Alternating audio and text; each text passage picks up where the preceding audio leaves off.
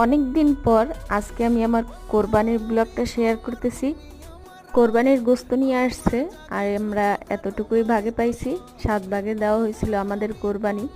আমাদের আত্মীয় স্বজন পাড়া প্রতিবেশী অনেক বেশি, সবাইকেই সমান ভাগে ভাগ করে দিতেছিল আমার ভাসুর। আর এই যে আমরা যতটুকু রান্না করতেছি এতটুকুই ছিল আমাদের। বিকেলে গিয়েছিলাম ফুচকা খেতে। অবশ্য সারাদিন কাজকর্ম করার পর আমার কোথাও যাইতে মন চাইতেছিল না, তারপরও বাচ্চাদের জন্য কিন্তু চলে গেছি।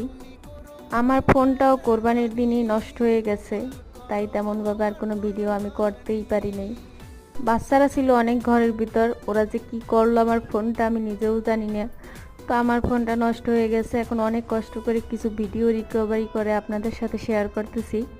কুরবানির ঈদে বেশিরভাগ রান্নাবান্না করতে করতেই সময়টা চলে যায়, আর একটু বাচ্চাদের সময় দিলে কিন্তু ভালোই লাগে। আজকের মতো এইটুকুই, আল্লাহ হাফেজ।